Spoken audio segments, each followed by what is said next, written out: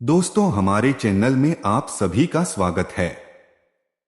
तो मित्रों, एक बार माता पार्वती ने भगवान शिव से पूछा, प्रभु मैं यह जानना चाहती हूँ कौन से लोग जीवन भर कर्ज में डूबे रहते हैं, फिर चाहे वह कोई भी उपाय कर लें पर वह कभी भी कर्ज से मुक्त नहीं हो पाते। फिर भगवान शिव कहते हैं, पार्वती मैं तुम्हें तुम्हारे प्रश्न का उत्तर देने से पहले तुम्हें यह छोटी सी कहानी सुनाता हूँ। फिर तुम्हें इस कहानी के माध्यम से समझने के लिए मिलेगा, जो स्त्रियां बिना नहाए 3 काम करती है उसका पति जीवन भर कर जुटा रहता है और लक्ष्मी उस घर में कभी पास नहीं करती। फिर माता पार्वती कहती थी, ठीक है प्रभु, आप कहानी प्रारंभ कीजिए, मैं कहानी को पूरा और मन से सुनूंगी। तो मित्रों, कहानी शुरू करने से पहले मेरा आप सभी से अनुरोध है कि आप हमारी कहानी में खो जाएं, उससे पहले हमारे चैनल को सब्सक्राइब करके बेल आइकन से दबा लें, जिससे हमारी हर वीडियो का नोटिफिकेशन सबसे पहले आप तक पहुंच सके और आप हमारी हर वीडियो से प्राप्त ज्ञान का अपने जीवन में लाभ उठा सके। तो आइए कहानी शुरू करते हैं।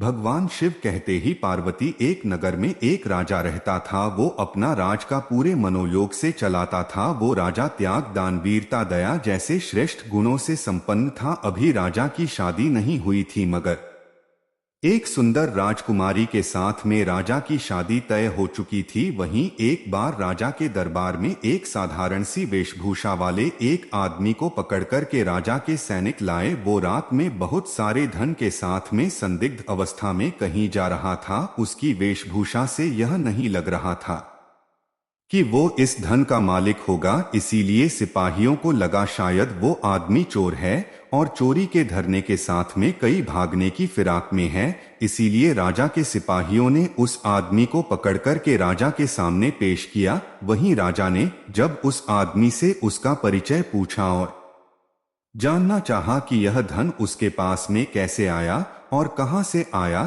तो उस आदमी ने बताया कि वो एक धनाढ्य स्त्री के यहाँ पर नौकर है और यह सारा धन उसे उसी स्त्री ने दिया है। अब तो राजा की जिज्ञासा और बढ़ गई और उन्होंने जानना चाहा कि उस स्त्री ने इस नौकर को इतना सारा डर क्यों दिया। वहीं राजा उस आदमी से कहने लगा, पहले तुम मुझे यह बताओ कि उस स्त्री ने तुम्हें इतना सारा धन क्यों दिया, आखिरकार इसके पीछे कारण क्या है। वहीं राजा की बात को सुनकर के वो आदमी कहने लगा, दरअसल उस स्त्री के मेरे साथ में अनैतिक संबंध है और हो से पति की हत्या करके आकर मिलने वाली है और फिर हम दोनों सारा धन लेकर के कहीं दूर चले जाएंगे और आराम से जीवन व्यतीत करेंगे। यही सोचकर कि उसने मुझे इतना सारा धन देकर के शहर से बाहर प्रतीक्षा करने के लिए कहा है। वहीं राजा ने उस व्यक्ति की बातों की सत्यता की जांच करने के लिए तुरंत ही उसके बताए पते पर अपने सिपाहियों को भेजा। वहीं सिपाहियों ने आकर राजा को खबर दी कि उस स्त्री को अपने नौकर के गिरफ्तार होने की सूचना पहले ही मिल चुकी है।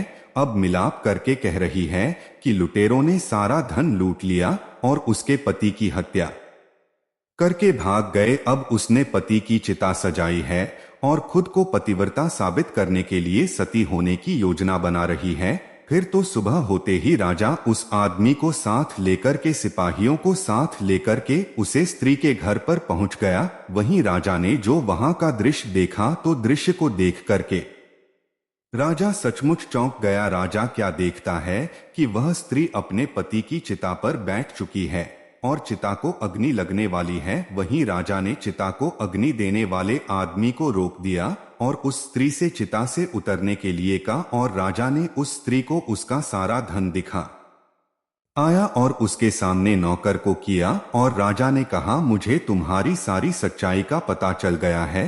अब तुम अपने त्रिया चरित्र का त्याग कर दो और राय दंड भुगतने के लिए तैयार हो जाओ। वहीं पहले तो राजा की बात को सुनकर के बोल स्त्री को छड़ों के लिए भयभीत हुई, मगर दूसरे ही बोली, है राजन, तुम्हें मेरे चरित्र पर उंगली उठाने से पहले अपनी रानी के चरित्र की जांच करनी चाहिए, जिसके साथ में राजा की कली साड़ी होकर के रानी महलों में आई है। और थे इतना कहकर के वह चरित्रहीन स्त्री जो ज्योति एकदम से कूदकर चिता पर बैठ गई और उसमें आग लगाकर के सती हो गई। कोई कुछ करता तब तक वह स्त्री जलकर राख हो गई और फिर राजा सिपाहियों सहित अपने महल वापस लौट गए, मगर उन्हें उस स्त्री के अंतिम शब्द अभी भी जला रहे थे, क्योंकि उस चरित्रहीन स्त्री ने कहा था कि राजा, तुम मेरे चित्रपट अंगुली उठा रहे हो।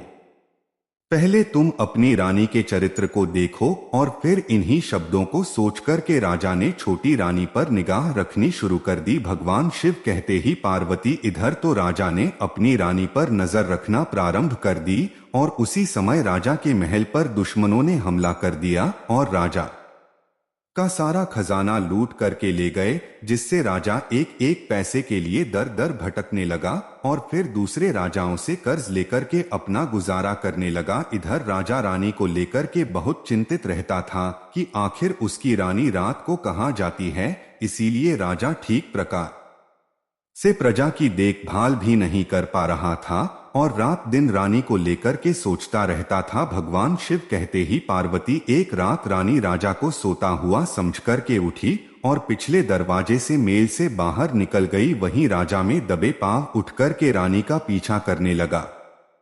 फिर रानी चल करके कुछ दूर पर धूनी रमाए हुए एक साधु के पास पहुंच गई। वहीं साधु ने रानी को देखा तो एकदम से उठ गया और रानी को लेकर के पास में बनी एक कुटिया के अंदर दोनों चले गए। उधर राजा ने कुटिया में जो देखा वो राजा के लिए असहनीय था कि रानी निर्मा अस्त्र होकर के उस साधु का आलिंगन करने लगी तथा दोनों पति पत्नी की तरह बेझिझक संभोगरत हो गए। फिर राजा ने सोचा कि वो रानी को इतना प्यार करता है, फिर भी वह विश्वासघात कर रही है।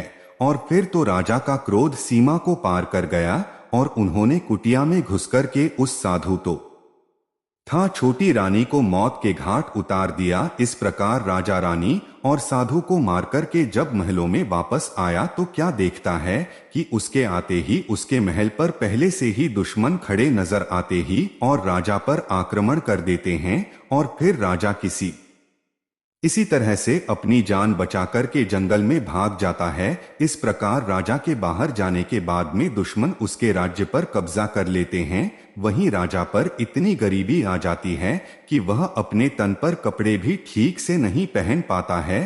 तभी उसकी मुलाकात जंगल में एक साधु से हो जाती है और वह साधु कोई और नहीं बोर साधु के भेष में से भगवान विष्णु थे, जो लक्ष्मी जी के साथ में भ्रमण करने के लिए जा रहे थे। भगवान शिव कहते ही पार्वती, अब तुम सोच रही होगी कि राजा की मुलाकात भगवान विष्णु से क्यों हुई, तो मैं बताना चाहता हूँ कि राजा होती दयालुता सीधे स्वभाव का था। वह कभी भी किसी का अहित नहीं चाहता था। हर जन्म में उसने अच्छे कर्म किए, बस इसी वजह से भगवान विष्णु साधु के रूप में उसके सामने प्रकट हुए। फिर तो राजा भगवान विष्णु को देख करके उनके चरणों में गिर जाता है और कहने लगता है, महाराज मेरी समझ में नहीं आता, मेरे दिन इतने अच्छे थे, मेरे पास में धन की कोई कमी नहीं थी, मगर अचानक पता नहीं क्या हुआ, जब से मेरी शादी हुई मुझ पर दूसरे राजाओं का बहुत सारा कर्जा हो गया और अंत में मेरा सारा राज्य भी चला गया और मेरी रानी भी मुझे धोखा दे गई। मैं जानना चाहता हूं आखिरकार मेरे साथ में ऐसा क्यों हुआ, जब मैंने आज तक कभी किसी का बुरा नहीं किया, कभी किसी का बुरा नहीं सोचा। फिर भगवान विष्णु कहते हैं, राजन गलती तुम्हारी नहीं, अच्छे कर्मों की वजह से ही तुम्हें राज सिंहासन मिला, मगर जब से तुमने शादी की और रानी घर में आई तो रानी ने रोजाना बिना नहाए 3 काम किए और रोजाना करती रही। हमेशा ध्यान रखना, जो स्त्री बिना नहाए 3 काम करती है, उसका पति चाहे कितना भी सत्य के रास्ते पर चलने वाला क्यों न हो, उसमें कोई ना कोई दोष लग ही जाता है और वो सारे जी बनकर जो में ही फंसा रहता है। अब मैं तुम्हें बताता हूँ वो 3 काम कौन से हैं जो स्त्री को बिना नहाए कभी भी नहीं करने चाहिए। और तुम्हारी रानी बिना नहाए इन तीनों कामों को करती थी, जिसकी वजह से तुम आज कर्जदार हो और तुम्हारा बना हुआ घर उजड़ गया। भगवान विष्णु कहते हैं, राजन पहला काम तो ये स्त्री को कभी भी बिना नहाए नहीं करना चाहिए, यानी स्त्री को बिना नहाए कभी भी अपनी मांग में भूल कर भी सिंदूर नहीं मरना चाहिए। दूसरा काम यह है कि जब पति परदेश में हो तो स्त्री को कभी भी किसी भी हालत में श्रृंगार नहीं करना चाहिए। तीसरा काम यह है कि स्त्री को हमेशा पतिव्रत धर्म का पालन करना चाहिए। जो स्त्री पतिव्रत धर्म का पालन नहीं करती, चरित्रहीन होती है, उसके घर में लक्ष्मी का वास नहीं होता। इस प्रकार जो भी स्त्री इन 3 कामों को, उसका पति सारे जीवन कर्ज में डूबा रहता है। और यही तुम्हारे साथ हुआ। रानी हमेशा बिना नहाए मांग में सिंदूर भरती थी। जब भी तुम बाहर प्रदेश में जाते थे तो हद से ज्यादा श्रृंगार करती थी, और उसके बाद में वो बहुत बड़ी चरित्रहीन भी थी। और फिर ऐसा कह करके भगवान विष्णु और लक्ष्मी आगे को चले गए। उधर राजा की मानसिक शांति जांच की थी। वह हमेशा बेचैन तथा खिन्न रहने लगा था। सांसारिक दुखों से उसका मन उचाट हो गया